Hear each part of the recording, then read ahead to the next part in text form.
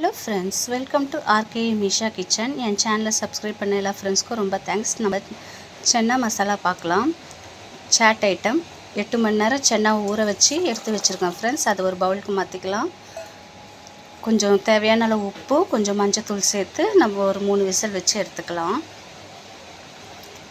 சூப்பராக இருக்கும் ஃப்ரெண்ட்ஸ், வீட்டில் ட்ரை பண்ணி பாருங்கள். சிப்ஸு அதுக்கு சிப்ஸ் மைதா மாவு வந்து ஒரு கப் எடுத்து கொஞ்சம் உப்பு போட்டு பிசைஞ்சு வச்சுக்கலாம் சப்பாத்தி மாவு பதத்துக்கு. சென்னா மசாலாவுக்கு வந்து ஒரு 2 வெங்காயம், 2 தக்காளி, கொஞ்சம் புதினா, கொத்தமல்லி, ஒரு 3லேருந்து 4 பல் பூண்டு, சின்ன துண்டு இஞ்சி பூண்டு ஃப்ளேவர் ரொம்ப அதிகமாக இருக்கக்கூடாது ஃப்ரெண்ட்ஸ், மைல்டாக இருந்தால் நல்லாயிருக்கும். 1/2 ஸ்பூன் காஞ்ச மிளகாத்தூள், தனியா பவுடர் 1/2 ஸ்பூன், கரம் மசாலா ஒரு 1/4 ஸ்பூன், இதெல்லாம் எடுத்து வச்சுருக்கேன். சென்னா நல்லா பாயில் ஆகிடுச்சு பாருங்கள். அதுக்குள்ளார சூப்பராக பாயில் ஆகிடுச்சு. நம்ம சிப்ஸுக்கு மாவு பிசைஞ்சோம் இல்லைங்களா, அது இந்த ஷேப் கட் பண்ணி சிப்ஸ் பொரித்து வச்சுக்கலாம். அடுத்து சென்னா மசாலாவுக்கு வந்து நம்ம ஒரு கடாயில் 2 ஸ்பூன் பட்டர் சேர்த்துக்கலாம். நீங்கள் நெய் கூட சேர்த்துக்கலாம், ஆயில் இல்லை நெய் கூட சேர்த்துக்கலாம். நம்ம அரைச்சி வச்சுருக்க அந்த விழுதை வந்து நம்ம சேர்த்து கொஞ்சம் 2 சிட்டிகை மசாலாவுக்கு தேவையான 2 சிட்டிகை உப்பு போட்டு மிக்ஸ் பண்ணிக்கலாம். நல்லா வதங்கி வரணும் ஃப்ரெண்ட்ஸ், பச்சை வாசனை போயிட்டு.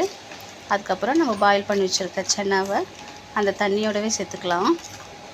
கூட ஒரு 1/4 டம்ளர் அளவு தண்ணி சேர்த்துக்கலாம். தண்ணி சேர்த்து நம்ம தட்டு போட்டு மூடி ஒரு 5 நிமிஷம் கொதிக்க வச்சிடலாம்.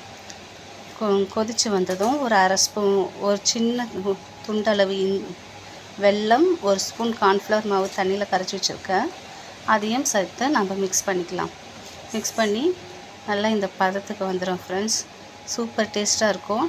ஒரு 1/2 எலுமிச்சம்பழ அளவு சாறை வந்து சேர்த்துக்கலாம். நம்ம இதில் amchur powder, tomato sauce, green chilli sauce எதுவுமே சேர்க்கலை. ஆனால் டேஸ்ட் எல்லாமே சூப்பராக இருக்கும். சாட் ஹவுஸில் கிடைக்கிற மாதிரியே சிப்ஸை எடுத்து நம்ம அரேஞ்ச் பண்ணி வச்சுக்கலாம்.